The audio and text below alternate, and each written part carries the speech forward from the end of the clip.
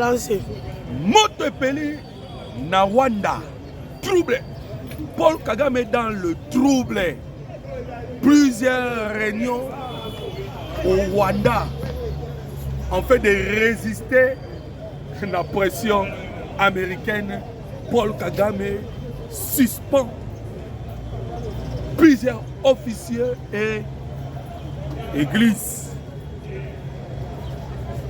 Plusieurs manifestations attaquées par le M23 AFC par force auprès des populations congolaises à l'est de la République démocratique du Congo. Le président Tshisekedi a tindi lettre, pas Joao Lorenzo, tindi lettre et passe à Soumouessou. Il rencontre le président de l'Union africaine, le président de la commission de l'Union africaine. Il rencontre le médiateur africain et d'autres présidents. Pour quel but? Tokobeta Masolo wana awa nakatia émission. Des révélations sur l'arrestation d'Emmanuel Shadari. Un coup bien préparé, mais étouffé dans l'œuf. Nini ezali kolekana. Mbote ba papa, mbote ba maman, mbote na bino surtout bande ko ba congolais de partout. Bonne année na bino. Il y a 2026. Tozali na Essengo koya ko beta na bino masolo. Il y a République démocratique du Congo. Mboka na bino, mboka na biso. Mboka ya bakoko. Bande ko ba congolais. Boyebi ke soki toye awa toko bete la bino la situation ya mboka Congo et tout particulièrement na SRDC. Boyebi lorsque vous êtes malade même na niveau ya Moussapi c'est le corps entier qui est malade. Voilà pourquoi bande koto mi pesaka potolo bela mingi koleka l'est de la République démocratique du Congo qui souffre. Pendant 3 jours ba me fait ba manifester va multiplier les manifestations. Et vous savez pourquoi va multiplier les manifestations? Parce qu'ils sont sous la pression. Ils veulent maintenant faire montrer à la communauté internationale, et particulièrement les États-Unis d'Amérique, parce que les États-Unis d'Amérique ont déshabillé Paul Kagame dans le niveau du Conseil de sécurité. Bande Koba Congolais.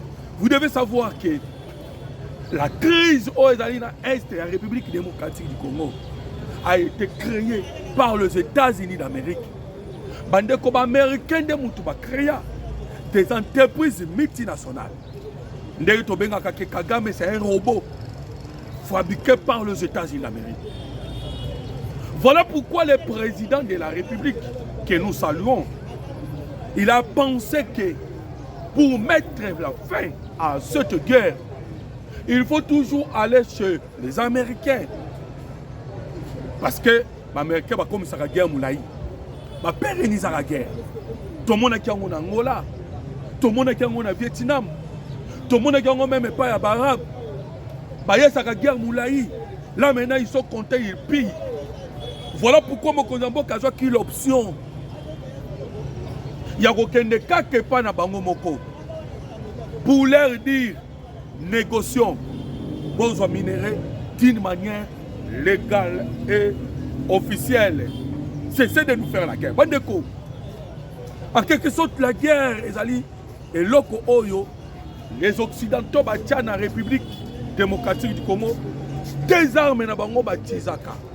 Si ce n'est pas la guerre, c'est la corruption. Tandis que dans leur pays, battent la corruption. Ils sont contre la corruption. Mais chez nous, des autorités corrompues. Des autorités congolais. Oh yo! Hey! Baya Kapona, ba corrompre biso, mais en même temps, ba profitaka, ba piyaka, et l'on a ba autorité. Alors comprenez que le président Tshisekedi a jugé qui bon, que la guerre, il faut en finir avec les Américains.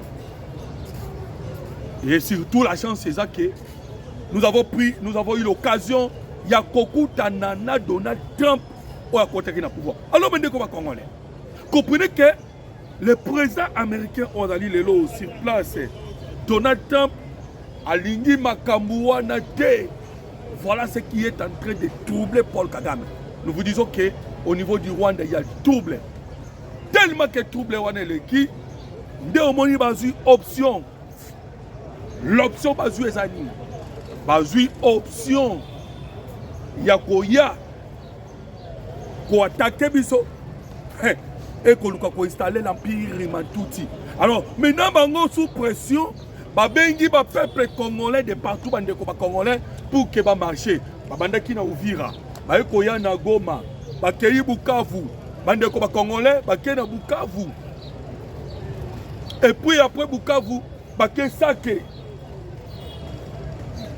Tout ça dans le but ba la en Amérique que le M23 au Bazawana bazali partout au bazali bayelingi bango et pas la population. Or que le M23 n'existe pas, c'est l'armée rwandaise. Bande congolais. Plusieurs témoignages sur le terrain. Vous allez entendre le peuple congolais sur le terrain témoigner dans une manifestation des Salama. Mais le but de la manifestation, la manifestation, on a but. But ezali kaka ke ils veulent le dialogue. Bande congolais. Bazo Lukande dialogue. Parce que ça c'est le plan B maintenant à Paul Kagame. Il y avait bataille entre la République démocratique du Congo et le Rwanda, entre le président Tshisekedi et Paul Kagame. La bataille où on est équipes sur Nuni. Sur côté Paul Kagame fait toujours avoir l'influence na partie est la République démocratique du Congo pour qu'il pille, pour qu'il passe l'instabilité, puisqu'il passe Ayana même ma culture rwandaise. À cause de ça, Rwandais a dominé jusqu'à couper la partie est de la République démocratique du Congo. Voilà pourquoi au monde qui va officier rwandais, l'armée, la police, l'administration, partout. Voilà la guerre qui est là. Et le président Tshisekedi peut de sa part, il est en train de lutter pour que Abim Misabango. Bakota sous l'administration, la politique, l'armée. Dans la psycho, mon niveau est commis. Et maintenant, Kagame a refusé de signer l'accord de Washington. Pourquoi? Parce que l'accord de Washington, ce qu'a signé, il connaît les détails. Dans le niveau de Washington, moi, je trompé vigilance. Moi, je trompé par tous les athées. Pourquoi? Parce qu'un accord de Washington, Kuna, bande congolais, c'est clair, c'est entre les États. Si on fait l'accord de Washington, la porte de l'accord de Washington, pour que mon amalamoko, premier point, Bazolo va dire l'intégrité territoriale. Le deuxième point, le deuxième point, respect à la souveraineté nationale. Alors, Bandeko, quand vous prenez déjà les deux points importants, oh, ils ont dit déjà, Kagame maintenant est coincé. Kagame maintenant est coincé. Dans les deux points. Moi, ça l'a autrement exalté que la Kona Rwanda. Maintenant, Bandeko, vous allez comprendre que Dowe Balouki. Le processus de Dowe Beti si. Qui est de cause de trouver. Mais Kagame a signé l'accord de Washington. Bandeko, politique qui est là, quand on est Tolobaka, il faut faire attention. Hein. Na moi na ya menisé. Oh papa na kola qui ça y est. Kobet à 7 même na minuit. Que celui qui a appris la menuiserie Nanzela. Vous avez maintenant que Tshisekedi a réussi. Il a piégé Paul Kagame. Kagame Kimi Mboula. A qui commis bois Kanebale. Mboula est qui le processus de Luanda. Et c'est le processus de Washington. Bandeko Congolais au Koyo Kasikoyo. Comment maintenant les Américains vont désinstaller leurs robots? que eux-mêmes ils ont fabriqué comme Paul Kagame. Ah ouais, déjà Makambo là. Et nous allons vous le montrer. Mais comprenez au moins que Tshisekedi a réussi à gagner quelque chose. La chose où Tshisekedi a gagné Zalinini, a réussi pour faire signer Paul Kagame, accord de Washington, où il lobby la souveraineté. Il y a la République démocratique du Congo, où il lobby l'intégrité territoriale. Où il lobby pour compte dans un groupe armé, dans la armée nationale, la République démocratique du Congo, et Sengeli et Salama, cas par cas, et suivant la loyauté. Voilà. Kagame est piégé. Kagame est cloué. Kagame est isolé par l'accord de Washington. Après la signature de l'accord de Washington, Kagame est déjà cloué à KO. Voilà bandeko diplomate moko Rwanda lobby. Na Paul Kagame, tu as commis une erreur grave d'aller signer l'accord de Washington. Et tu as commis l'erreur de travailler dans une armée. Il fallait te préparer la défense na biso. Nandela ya nini? Nandela ya diplomatie que Nandela ya armée. Alors comprenez que bandeko ba congolais que en ce moment Tobet Abino Masolo, après l'accord, après la sortie de l'accord de Washington, Tshisekedi ne veut plus de Doha. Moi, puisqu'on dialogue avec le M23. Tshisekedi ne veut plus de Doha. Pourquoi Tshisekedi ne veut plus de Doha? Bango balobaki nini? Balobaki ke ba M23 ba Congolais. Il faut qu'il y ait dialogue entre les Congolais. Bandeko, je suis dans la joie parce que tous ont la même case de départ. Bango balobi ke ba M23 sont des Congolais. Nous devons discuter avec eux. Oui, tu discuter na bango. Mais l'accord de Doha tellement nous. Bino boza ba Congolais. Toko solola entre biso nandaku comme vous le dites. Mais Kagame bandana nous kobimisa ba militaire na sol congolais. Banda kobima applique l'accord de Washington. Kagame cloué, Kagame maïle sili. Maintenant pour donner maintenant la force à M23 à bandi ba marche. Continue ka ba population par force. Or les services de renseignement sont là, américains, congolaises, de partout, la MONUSCO Azakuna, tous les observateurs. Batali, Balobi, non, aux autres, ça va tout marcher par force. Bon, de toutes les façons, va marcher ça la messe à la matin. Toi, Kagame, retire tes troupes. Voilà maintenant la position des États-Unis d'Amérique. Bande de combat congolais, c'est l'autre Trump. C'est l'autre Trump. Ah, toi, Koloba, Trump a lingui. Et qu'après la fin de la guerre, bande de combat congolais, la RDC a joué réparation. Après la fin de la guerre, la justice internationale est la Moussala Nayango. Babanda Kosambi Sabatu. Et c'est la seule condition où le président Tshisekedi appelle ça qui n'a pas américain. Avant la signature de l'accord de Washington.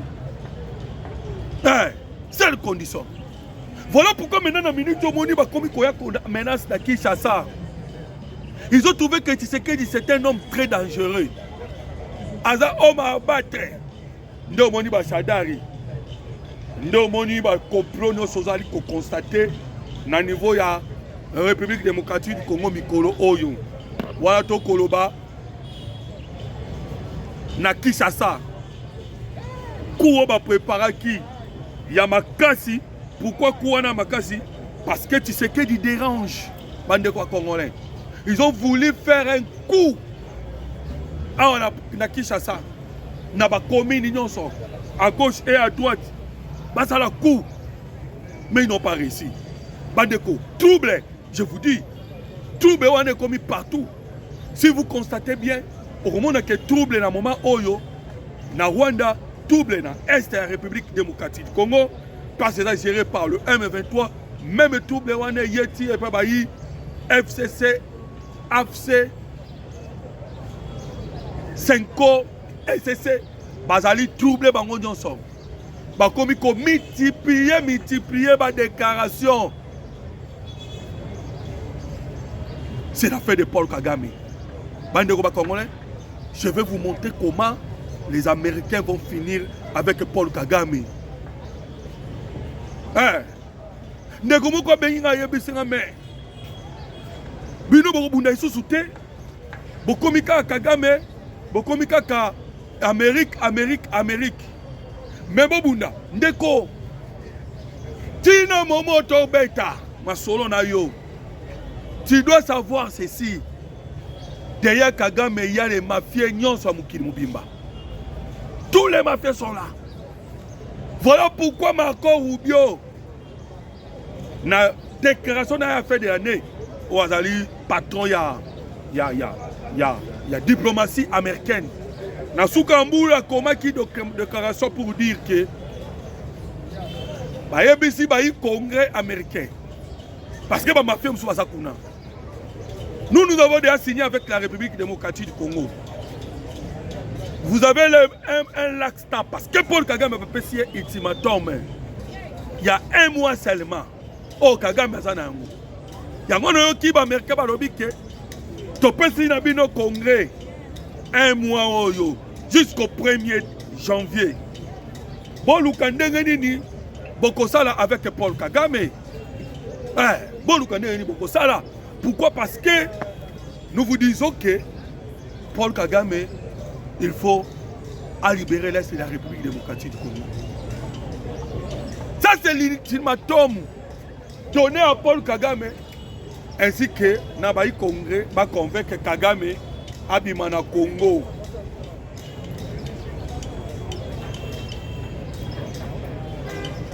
Il y a aucun document on est congolais. Les rebelles de l'AFC M23 suspendent 76 sociétés de gardiennage au sud Kivu. Pourquoi? Il y a une agitation. Il faut suspendre la société. Paul Kagame est au niveau de Rwanda. Il faut suspendre l'église. Plus de 6000 églises. Pourquoi tout ça, Bandeko? Parce que après le premier, Kagame a dit qu'après le 1er janvier 2026, les Américains cherchent sa tête. Paul Kagame est déjà dans le viseur des États-Unis d'Amérique. Il va obtenir Moutunaye. Et Nanzela Nini a habité. Abando Kangaba Église. Maintenant, au moment où tu es en solo, bande Congolais, la France soit toujours dans Paul Kagame. Mais la France, Bandeko, va tourner face. Bazakambela minumi balé. Bayebisi, ba français bayebisi na Paul Kagame. Fungola Ndjela ya humanitaire. Fungola Ndjela humanitaire. Makamweza bien te pona yo. Depuis Basenga qui est l'ouverture de l'aéroport de Goma, Basenga Kanabango, bon libérer l'aéroport de Goma pour des actions humanitaires. Il a refusé. Ah ouais, maintenant la France commence maintenant à faire pression humanitaire. Et vous savez bien que c'était la France née à Boyaka, Mobutu. Mobutu elle est là. Mobutu elle est là comme un lobby. On m'a poignardé au dos. Ma poignardé dans le dos et pas ma français. N'est-ce pas ce même français? Ne vont-ils pas poignarder aussi Paul Kagame dans le dos? Pour préserver leurs relations avec les États-Unis d'Amérique. Vous voyez bien les relations, il y a des Américains dans les États-Unis d'Amérique. Alors, Bandeko Congolais, la situation est confuse pour Paul Kagame. Le président Tshisekedi de sa part, Raliko, tenir toujours la communauté internationale à témoin. Mais pourquoi le président Tshisekedi est en train de tenir toujours la communauté internationale à témoin? Bandeko, vous savez pourquoi? Parce que le président Tshisekedi a dans le chemin où il a Rokende, a la vision où il a Zokenango. La guerre à l'est de la RDC. Sachez bien que les M23 occupent à peu près 5% du territoire national. Cela ne veut pas dire que tu minimises Goma, tu minimises Bukavu, tu Uvira. Mais du moins, ces gens-là ont réussi par entrer à Goma et Bukavu, ainsi que Uvira, ville où ils allaient densément peuplée, et pour préserver la population congolaise. Sinon, tu peux demander qu'on a vu ce belé. Kagame est contenu. L'armée congolaise a contenu rien. De sorte que tu coupé par Racine ou mais c'est ça. Oh, ils allaient soutenir Bandeko. Oh, ils allaient tirer ma vitamine pour que pèse en anxiété Kagame. Et mais c'est ça, moi, Zanini. Oh, il y a vitamine Kagame. Na moyen militaire, na moyen diplomatique, local à la France, local à la Pologne, local à la Belgique, local à l'Ouganda, le Kenya, ainsi de suite, même à la Chine. Voilà pourquoi la diplomatie est à distance. Bande comme Congolais. Vous avez dit lettre na Congo-Brazzaville pour couper des relations. Alors on lit lettre dans Congo-Brazzaville, a-t-il dit lettre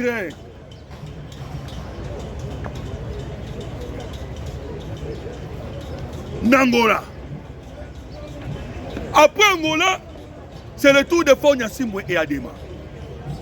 Après Fonya Simwe et Adema, nous avons contacté directement Mahamoud, le président de la commission de l'Union africaine. Vous avez vu ça, Paul Kagame, à Kangami. Tous les Mississa wana Tokata. Tokata Yamo. On est en train de déstabiliser Paul Kagame du côté de la diplomatie. Hein? Et c'est par là maintenant le soutien à Zanango pour déstabiliser Kokoya complètement. Ainsi, nous allons maintenant libérer la République démocratique du Congo. Et tu libérer Kaka, République démocratique du Congo, Pamba Bongote, tu libérer République démocratique du Congo, Tina Poya, tu revendiquer Otobengi la reconnaissance du génocide congolais. Alors, Kagame Alingi a même Bisson Angela Bitumba. Voilà pourquoi Angela Bitumba, il n'y a pas possibilité. Les M23, tu as un document là-bas. Babia non, mais c'est ce que dit, c'est quoi qu'il est en position de force. Tobe Ngaye, Ayatos Tokendoko Suanado a refusé. Comme il a refusé, pas de problème. Bande comme Congolais. Koto pe Moïse Katumbi. Na Chole na Mbongo. Bango pe Babimi. Yoka Moïse Katumbi.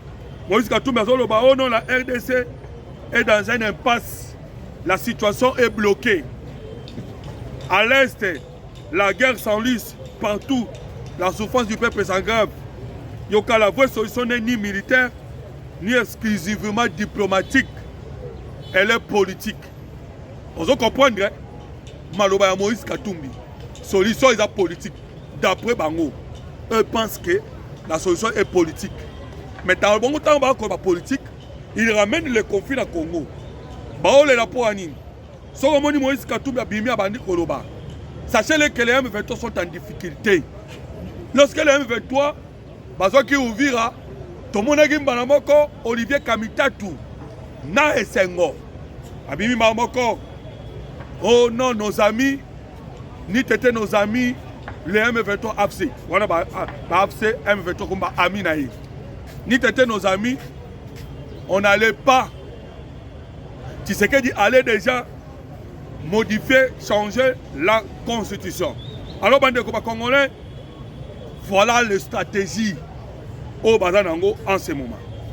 Alors, bande de Congolais, nous que Kagame passe ces derniers temps.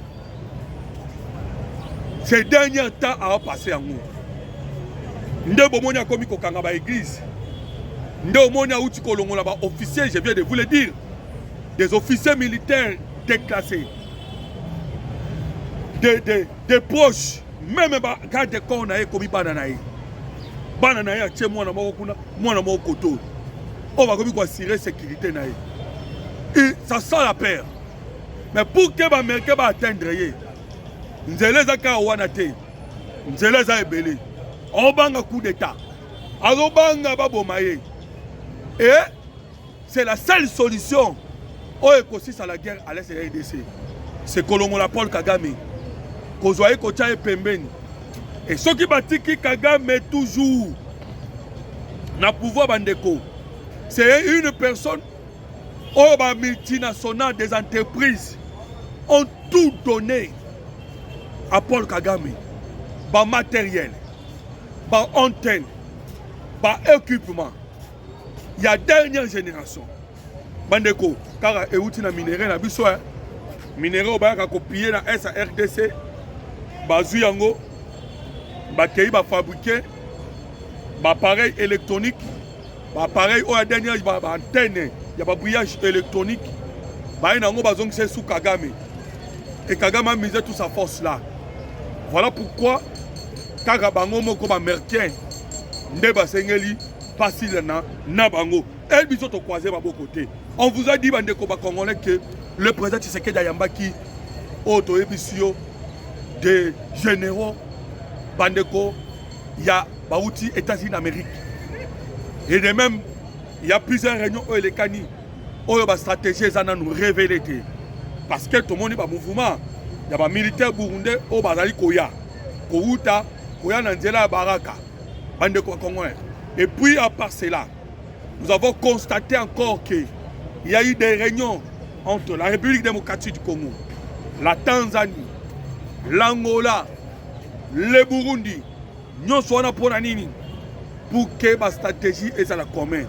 Pourquoi? Parce que la France, la Tanzanie, la Burundi, pour la Tanzanie et la Burundi, pas Fungolanzela. Oye ko permettre que le débat déstabiliser Katanga, Tshisekedi a dialogue. Après qu'on a dialogue, Tshisekedi a l'ongwa. Tellement que Tanzanie a boyaki, Burundi a boyaki. Voilà pourquoi les lots baza maintenant na trouble. Il y a refus ya bamboka wana. Nde balingi ba déstabiliser région. Tomoni lobi Kagame essaya d'envoyer encore des militaires pour passer la menace vers Baraka. Mais Bandeko, Kagame il est tenté de commettre des erreurs. Puisqu'à côté de ça, na niveau à Est, il oublie que Rwanda est vidé. Il oublie cela. Que na Rwanda, Basoda va vidé. Ok, biso peto na Katia, Burundi. Qu'est-ce qui se passe avec vous? Qu'est-ce qui se passe avec vous? Parce que vous êtes en train de révéler les secrets. Bande quoi secrétaire? Il y a un secret de positionnel. Il y a un secret de positionnel. On ne laissera pas Kagame à continuer comme ça la makambo nyonso. Kagame a dit que le jour où guerre est kokota na Rwanda,